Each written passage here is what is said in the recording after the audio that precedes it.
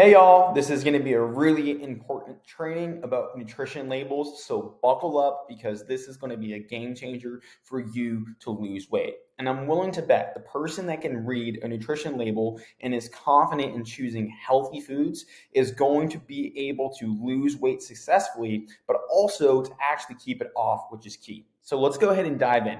First things first, we're going to go ahead and show you guys how to read a nutrition label. Then we're going to go ahead and talk about macronutrients and calories. And then we're going to go ahead and show you guys how to meal prep from the food label. But also importantly, we're going to be talking about when I give you recipes, how to be able to navigate a recipe card on a website. So therefore you can prep those ingredients, follow those instructions, and then meal prep some tasty meals. And then lastly, we're going to be talking about how to track calories from the food label, which is super important stuff. So first things first, guys, at the top of the food label, you're always going to go ahead and see the servings. So in this case, 8 servings per container.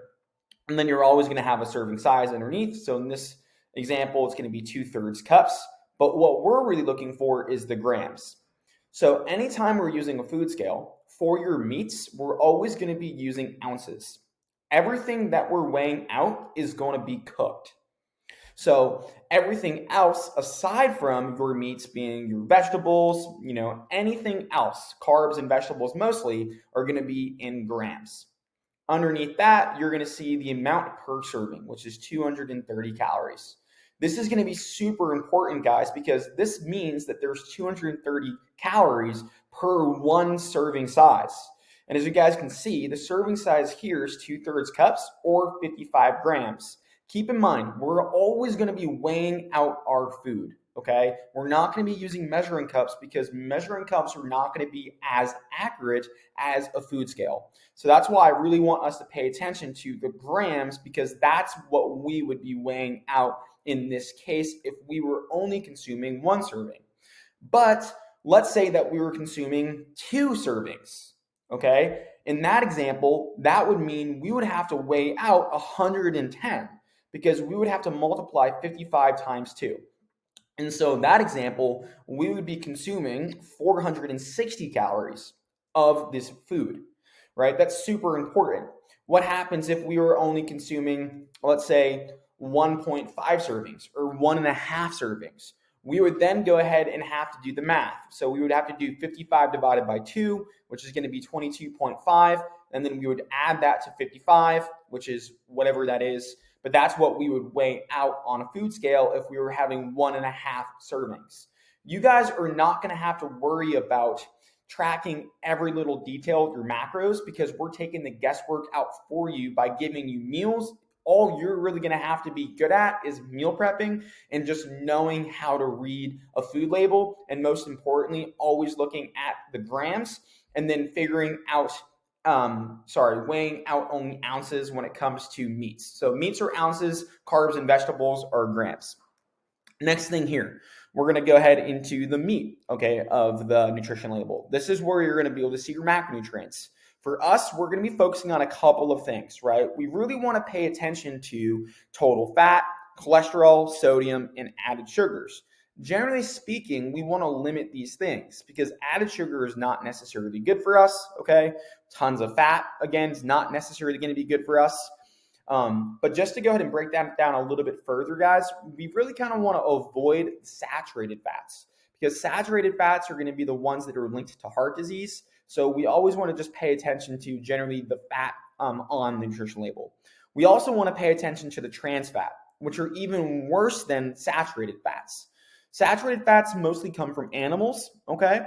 But trans fats are going to be the ones that you can basically put on the shelf and they have a really high shelf life. Generally speaking, things that have a high shelf life are not good for us, okay? And that leads me to the point of shopping around the perimeter of the grocery store, making sure we have whole foods, okay? Cholesterol and sodium, we also want to pay attention to our sodium goal per day, right? We don't want to be having loads of sodium because that's going to go ahead and will mess up the scale weight. It's going to come up and down based on how much sodium retention we have because more sodium will hold more water. And so we just want to pay attention to the total amount of sodium we have in a day.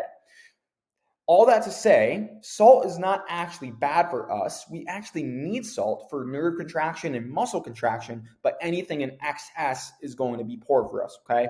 Then you're going to see your carbohydrates, right? You're going to see your proteins, and then you're obviously going to see your fats, which make up the macronutrients, okay? It's important to go ahead and look at these, okay, including, fiber here. That's also important because fiber is going to help with your GI tract and support good digestive health. So that's definitely something we got to pay attention to as well. But most importantly, on the nutrition label, we're going to be paying attention to your macros. We're going to figure out how many calories are coming from these macros, and we're going to pay attention to meeting your macronutrient goals, okay, specific to you, which I'm going to help give you guys, okay? That's the importance of the food label. Vitamins and things like this, this is important stuff, but honestly, it's not something we really need to focus on 110%. What I would more or less recommend is to go get your blood work done and just see what vitamins you're deficient in, and then use supplementation to be able to then cover your bases with what your blood work says, okay? And this is just another little picture here that's really helpful. You're going to see, right, we're going to want to limit these type of things. So again, we're going to want to limit the trans fats, right, the sodium and cholesterol and things like that. And we're going to want to make sure we're paying attention to getting in healthy vitamins. And we're going to pay attention to the fiber because fiber helps us feel full, and it's going to support our digestive tract, and it's going to be healthy for us. It's going to help our stools be healthy as well, okay? As far as the percent of the daily value, this is something that's super confusing, and you don't necessarily need to really focus too much on that, guys, because that is really based on a 2,000 calorie diet. But it's basically just saying a quick guide to percent daily value. Basically 5% or less is low and 20% or more is high. So let's say saturated fat, 38% is high, right? So again, 28 grams of fat is high, right? This is basically a value that's correlated to a healthy percentage based on a healthy diet, okay? And that's what those percent of daily value means, okay? But just a general rule of thumb, 5% or less is low, 20% or more is high. Let's move on. Macronutrients and calories. So for y'all, right, we are going to be responsible to meet your fat goal, your protein goal, and then your carbohydrate goal. So as you're going to see here, this is 90-10 ground beef. Let's go ahead and read this again. 4 servings per container.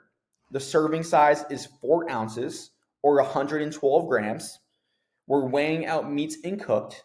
So you're going to make sure that this weighs out 4 ounces on the scale when cooked, okay?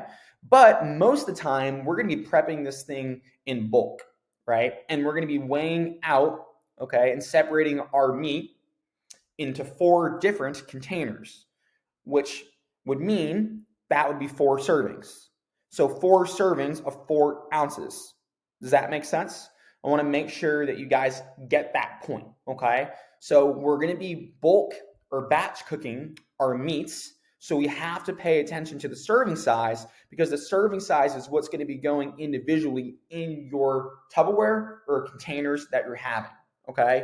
So when going into the kitchen, you're not going to go ahead and weigh this out raw. You're simply just going to go ahead and unpackage the beef. You're literally going to cook it all. Same thing with chicken, salmon, chicken sausage, whatever the meat is.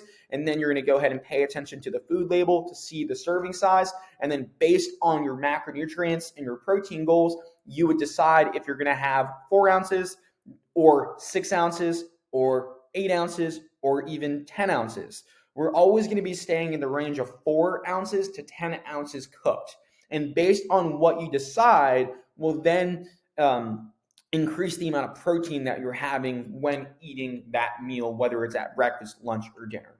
I hope you guys are following me here. In terms of your fat and in terms of your carbs, again, depending on the amount of servings you have, will also affect the amount of fat and the amount of carbs that you have as well. In this case, there's 0 carbs in beef. So even if you were to have 1 pound, which is all 4 servings, you wouldn't have a single carb that you're consuming. But in that case, that would be 44 grams of fat, and that would be 24 times 4, which I do not know the math at the top of my head, but that's how much protein you'd be consuming, okay? Why is that important? Because that's how you would track that into MyFitnessPal, so therefore I can go ahead and see that you're meeting your protein goal. And then as you start to do this, you then start to develop an education around saying, hey, look, I know what 2 serving sizes of ground beef equal in protein. I know what 4 serving sizes do. I know what 1 serving size does, right? Because you're just doing it all the time, okay? Let's go ahead and move on to the second example here, being your brown rice. So again, this is important because again, if we look at this, there's 20 servings per box. The serving size is 1/4 cup. Again, we're ignoring the fourth cup. We're always looking at the grams, and this is cooked, right? Sorry.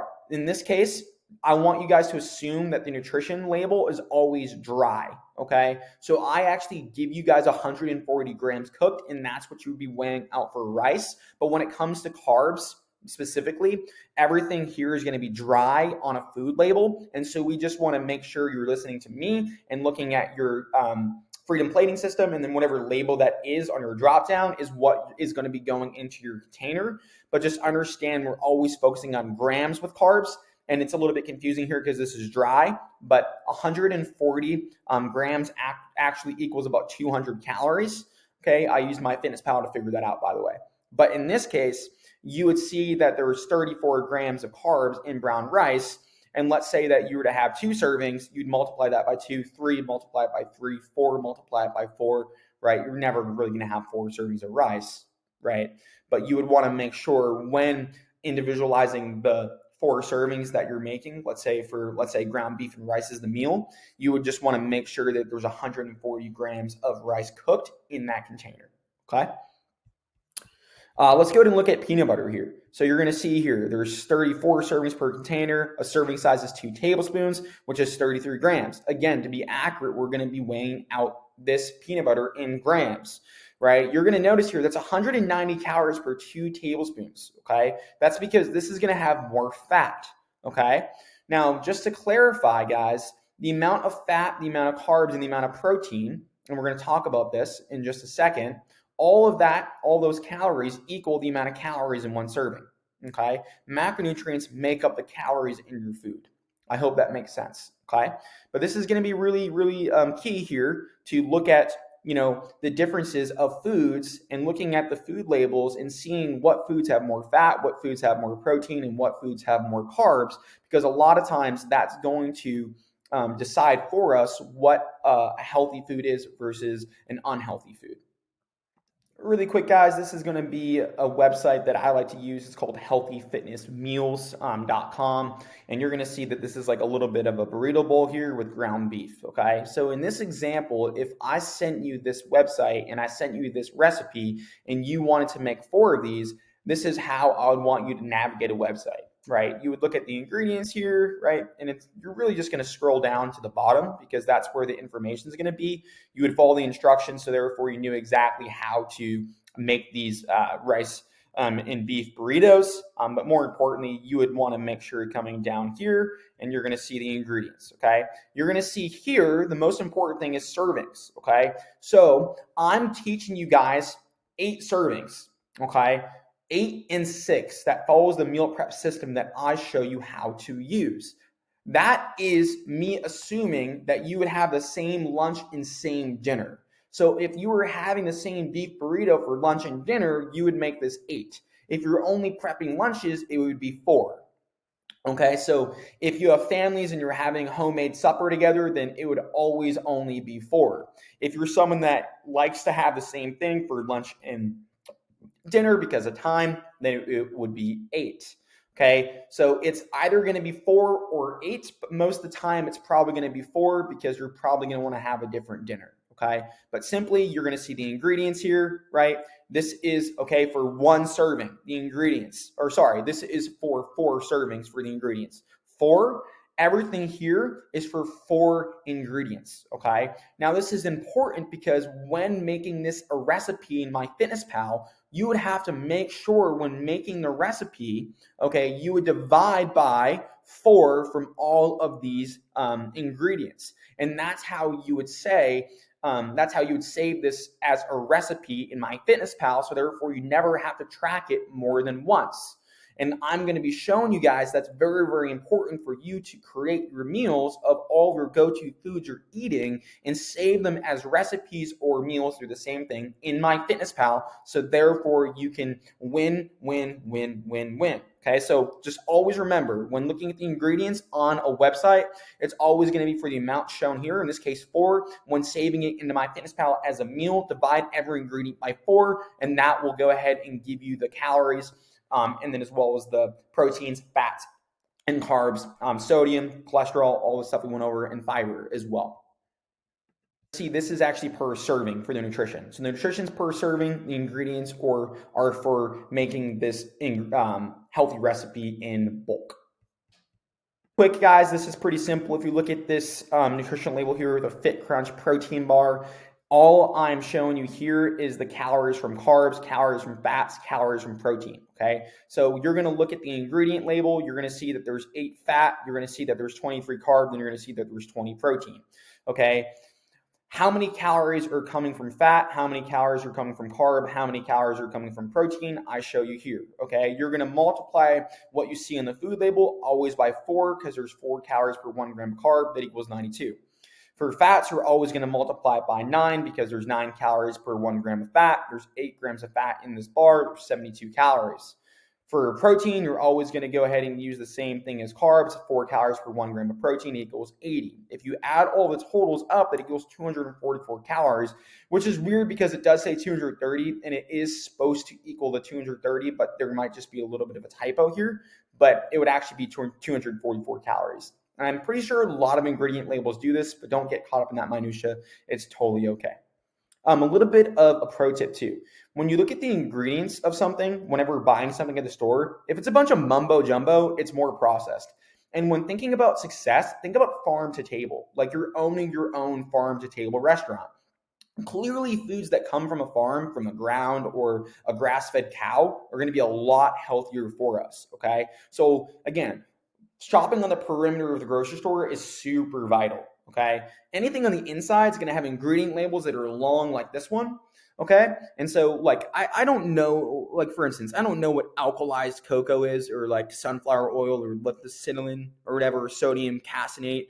Like, that stuff is like crazy. It's a long word, right? Mumbo jumbo, okay? It generally means that it's processed. And it means that the shelf life of this is going to be able to stay for a long time, okay? So the higher the shelf life, usually not as healthy. We want to minimize the processed things that we're having, including protein bars. I'm not saying protein bars are bad, but I would say limit them to at least 1, if not 2, maximum per day, okay? And just keep in mind too, the ingredients from first to last is the quantity. So the highest amount of quantity starts first to the least amount of quantity. So salt, that's the least amount of ingredients in this food label, and protein blend is the highest amount of ingredients in this food label. It has more protein than it has salt, if that makes sense.